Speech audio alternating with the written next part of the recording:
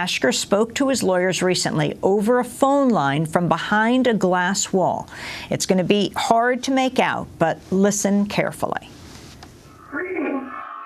My name is Todd Ashker, and I am from the Pelican Bay Prison Short Quarter Collective Human Rights Movement.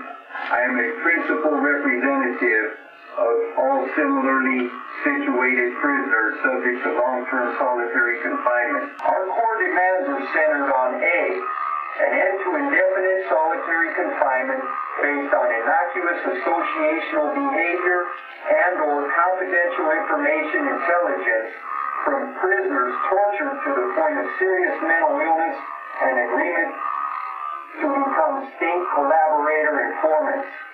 Additionally, CDCR's STG pilot program is not responsive to our demands.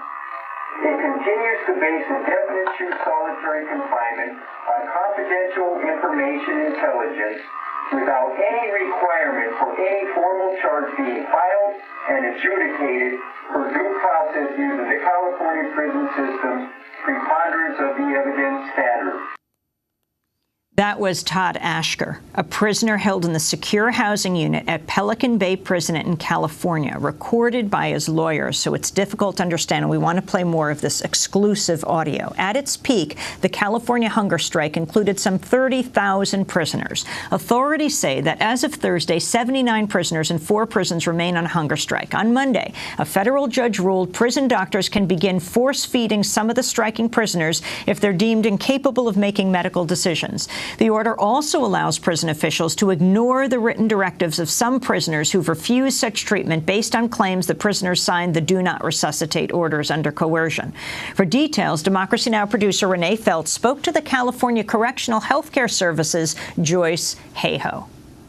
We've heard a lot over the past few days about force feeding, and this absolutely is not force feeding. It is introducing nutrition to an inmate that is to the point where they can't talk to their doctor, where they're unconscious, and the doctor is just following a normal community standard to keep that inmate alive, absence any directive that the inmate had previously put in place. And just to be clear, even if an inmate did put a directive in place, the judge's order is saying that that could be overridden at this point? If it was during the hunger strike, that is correct. What has actually occurred related to the judge's order? We wanted to have a proactive directive in place, so we don't have any indication at this point, although, that could change daily, but right now we're not using the order to refeed inmates.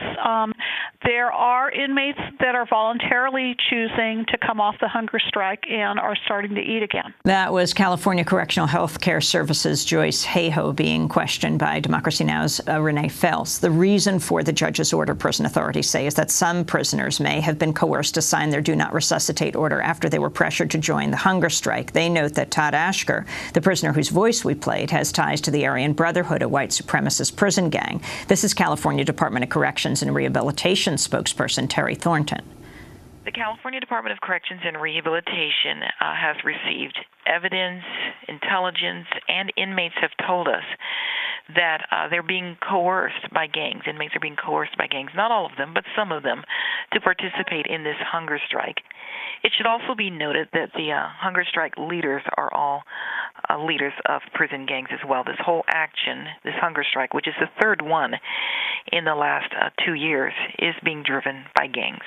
For more, we go to Berkeley, California, where we're joined on the phone by Azadeh Rabi, who is part of the prisoners' mediation team and the Prisoner Hunger Strike Solidarity Coalition, also a Soros Justice Fellow at Legal Services for Prisoners with Children, where she's focused on ending long-term solitary confinement. Welcome to Democracy Now! What about the argument the prison is making, Azadeh, that they can force-feed, or they call it refeed prisoners, because they signed under coercion, because they were part of a gang, they argue?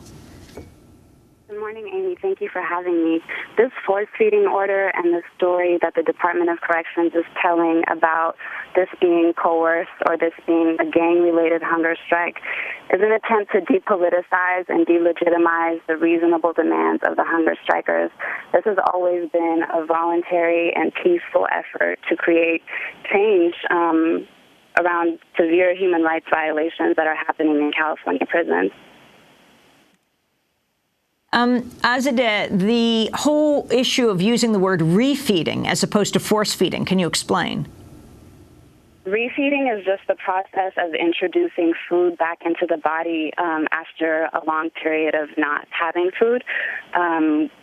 Right now, currently, there are people that have been refeeding. There's people that have been coming off of hunger strike, mainly because what we're hearing from prisoners is that they're not getting adequate medical care during the hunger strike, and they're being told by medical staff that the only way that they'll get adequate medical care is if they come up off the hunger strike. So refeeding is just the process of reintroducing food to the body, and so far it's been done voluntarily by prisoners that are coming off the hunger strike, but as the court order says now, that the process could be forced for prisoners who are not willing to refeed voluntarily. I want to play another part of the interview recorded with hunger striking prisoner Todd Ashker when he answers a question. Again, it's hard to understand. It's through the phone, through glass, but we think that it's very important to hear these voices from behind bars as he answers a question about how he's evolved since he went to prison. Beginning in 2009, a group of us in the same pod together began considering our litigation strategies and how the challenges to long-term solitary confinement had not been successful.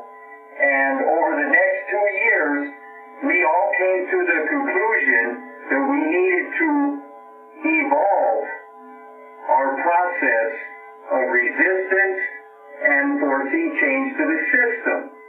And during that process of dialogue with these individuals and the material that I was reading, including material about the IRA struggle and Bobby Sands, the Irish hunger striker who united the nation, Che Guevara, Howard Zinn, Naomi Wolf, and other Thomas Paine and other activists and revolutionaries, I became more class conscious of the prisoner class as a microcosm of the working class poor in this country, and that it was in our best interest to evolve our strategies and come together and utilize peaceful civil disobedience type actions in tandem with litigation to try to force the changes that were long overdue. And that is how we came to the point of creating our formal complaint and then moving from there to the peaceful hunger strike protest as a collective body.